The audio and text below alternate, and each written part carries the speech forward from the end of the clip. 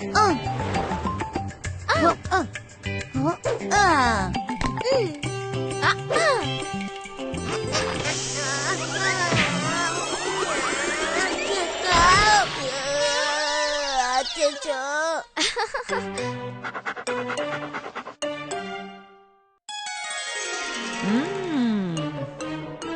குச்சிதால எனக்கு கீழே தள்ளி விட்டுச்சு.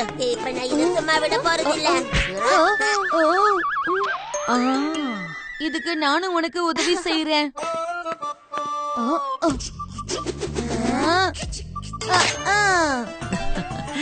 அட, என்ன பசங்களா இவ்ளோ கோவம்?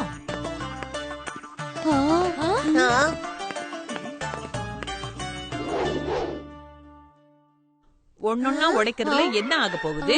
ஒரு வேலை பண்ணுங்க, இது எல்லாத்தையும் ஒன்னா சேர்த்து உடைங்க.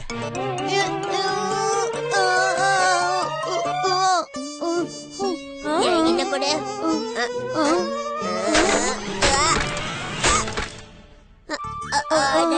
காலு. அம்மா, இது ஏன் உடைய மாட்டேங்குது? அது எப்படி உடையும்? ஒற்றுமையில எப்பவுமே பலம் உண்டு. அது தனியா இருக்கும்போது அது பலவீனமா இருந்தது. அது ஒன்னாயிட்ட உடனே ரொம்ப உறுதி ஆயிடுச்சு. இத பத்தி நிச்சயமா அம்மா கிட்ட ஏதாவது ஒரு கதை இருக்கும். அம்மா, எங்களுக்கு சரியாவே புரியல அம்மா. ஒற்றுமையில என்ன? ஆமா அம்மா, இத பத்தி ஏதாவது ஸ்டோரி கேட்டோம்னா உடனே விஷயம் என்னன்னு புரிஞ்சிரும். அப்படியா? எனக்கு இப்ப எல்லாம் புரியுது. சரி, It's story time with Sudha அம்மா.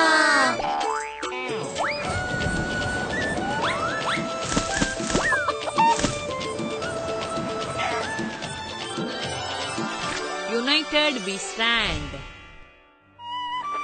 இந்த கதை விஜயநகரத்தை சேர்ந்த 2 வித்தியாசமான ஆட்களை சேர்ந்தது. ஒண்ணு பணக்கார வியாபாரி உடன்கா. அவனோட வீட்ல ஒவ்வொரு நாளும் அரிசி மூட்டையா நிறைஞ்சுகிட்டே இருந்தது. அப்புறம் இன்னொரு பக்கம் பாவப்பட்ட பப்பன். அவரோட வீட்ல அரிசியை தவிர காலியான பாத்திரம், மூட்டை, அப்புறம் சோகம் மட்டும்தான் இருந்தது. பப்பன் உடன்கா கிட்ட உதவி கேட்டு போனாரு. வீட்ல ஒரு அரிசி பருக்க கூட கிடையாது. ஒரே ஒரு அரிசி மூட்டை கொடுக்க முடியுங்களா? அட, வாங்கின கடனையே நீ இன்னும் திரும்ப தரல. என்னால ஒரு பருக்கு அரிசி கூட தர முடியாது. சிறுக சிறுக சேமிச்சு பெருசா கேட்க வந்துட்ட. போயா இங்க இருந்து.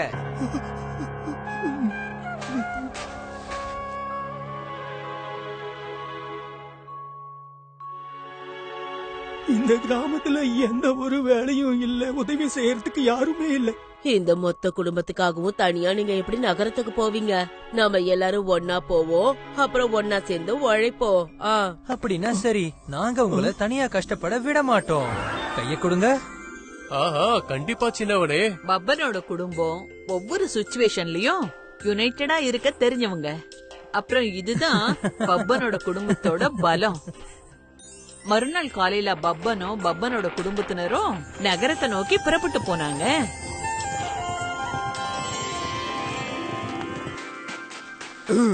ஏய், நில்லுங்க. முன்னாடி அடர்ந்த காடு இருக்கு, இருட்டாக போகுது. ஆமா, எங்க போறீங்க? நாங்க எல்லாரும் நகரத்துக்கு போறோம். கொஞ்ச தூரம் போய் நாங்க ஓய்வெடுத்துக்கிறோம். சரி, ஆனா ரொம்ப ஜாக்கிரதையா இருக்கணும். இப்பதான் ஒரு திருடன் என் கைப்பிடியில இருந்து தப்பிச்சு ஓடிட்டான்.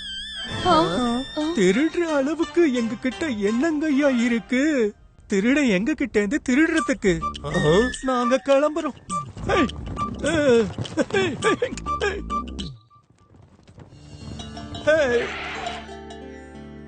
இந்த இடம் சரியா இருக்கும்னு நினைக்கிறேன்.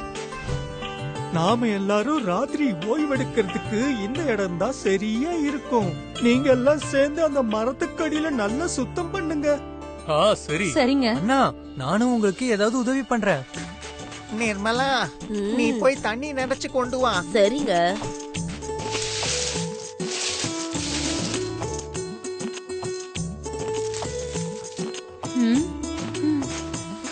இங்க எங்கேயாவது நெருப்பு பத்த வைக்க ஏற்பாடு பண்ணுங்க.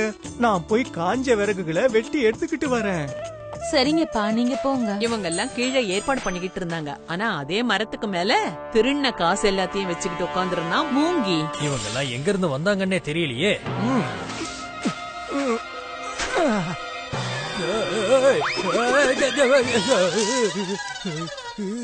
தப்பிச்சிட்டேன். சரி, ராத்திரி ஓய்வெடுக்கிறதுக்கு எல்லா ஏற்பாட்டையும் செஞ்சாச்சு. ஆனா சாப்பிடறதுக்கு தான் எதுவும் இல்ல. அட கவலைப்படாத, அதோ மேல உட்காந்துக்கிட்டு இருக்கான்ல, அவன் எல்லாத்தையும் பாத்துக்கிட்டு இருக்கான். கண்டிப்பா அவன் நமக்கு உதவி செஞ்சுதான் ஆகணும். மேல என்ன தவிர வேற யாரு இருக்காங்க? ஒருவேளை நான் இங்க மேல உட்காந்துட்டு இருக்கிறத இவரு கண்டுபிடிச்சிருப்பாரு போலயே. ஒருவேளை மேல இருக்கவன் நமக்கு உதவி செய்யலன்னா? இப்போ நமக்குன்னு எந்த ஒரு வழியும் இல்ல. அப்படி மட்டும் உதவி செய்யல, அப்புறம் நம்ம எல்லாரும் சேர்ந்து அவனோட காலை பிடிப்போம். அவனை நம்ம விடவே வேண்டாம். அந்த கயிறை கொண்டு வந்து இங்க வையே, கட்டுறதுக்கு பயன்படும். சரி, என்ன இப்படி சொல்றாரு? காலை பிடிச்சா விடவே மாட்டாராமே.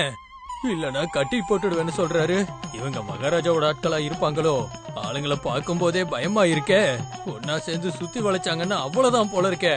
அதனால இங்க இருந்து ஓடிடு மோங்கி.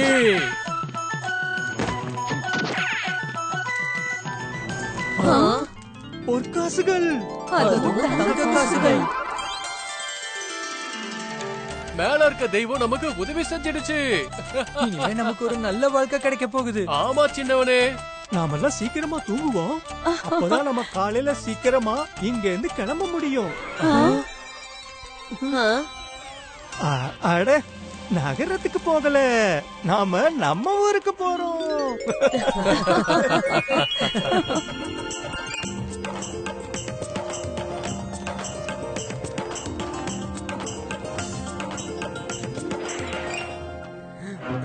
இன்னைக்கு காலையிலேயே வந்துட்டீங்களா கடன் வாங்கறதுக்கு? இன்னைக்கு என்னோட நாள் நல்லா இருந்த மாதிரி தான். சிறுக சிறுக சேமிச்சு. ஐயா, நாங்க ஒண்ணும் கடன் கேட்கறதுக்கு வரல, கடனை குடுக்கறதுக்கு வந்திருக்கோம். அப்படி தேவையில்லைன்னா அப்புறமா வரோம். என்ன பேச்சு பேசுறீங்க? அட அட, உள்ள வாங்க.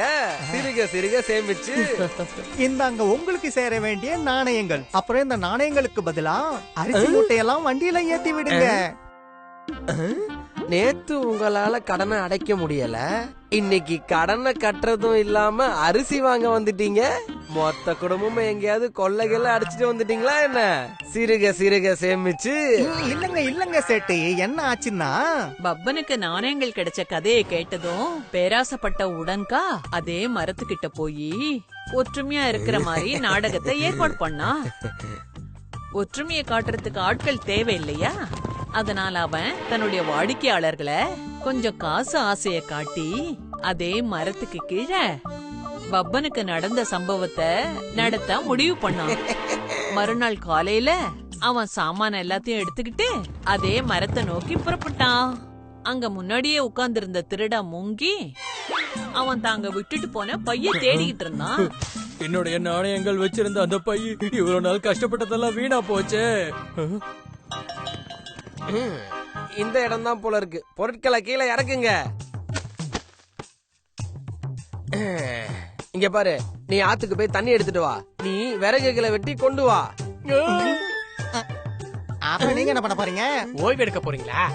சும்மா வம்பு பண்ணாதீங்க, போங்க போய் வேலையில கவனத்தை செலுத்துங்க. என்ன, போயிட்டு சீக்கிரம் வாங்க.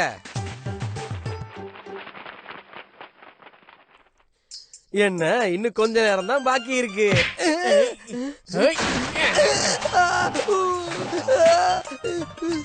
இந்தாங்க தண்ணி.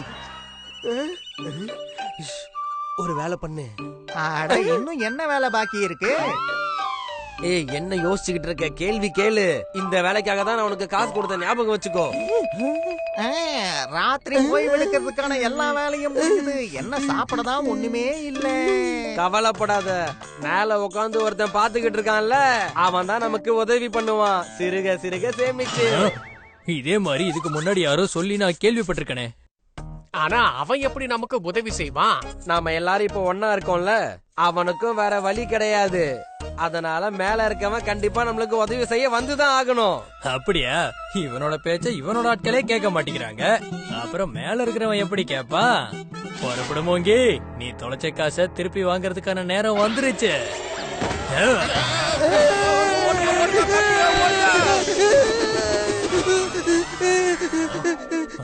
என்னது இது? என்ன பண்ற நீ? அப்படியெல்லாம் பண்ணாத. நான் ரொம்ப கஷ்டப்பட்டு சிறுக சிறுக சேர்த்து வச்ச காசு அது. அமைதியா இரு. திருட வந்தவன் எதையும் விட்டுட்டு போக மாட்டான். எல்லாத்தையும் எடுத்து ஒழுங்கா வண்டியில வை.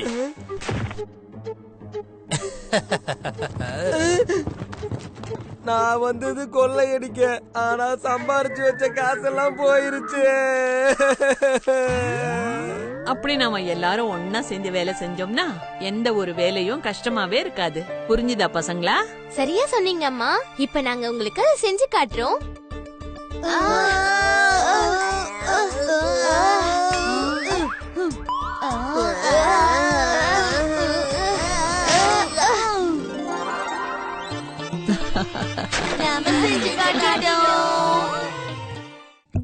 If you like this video, subscribe to our channel Murthy Media.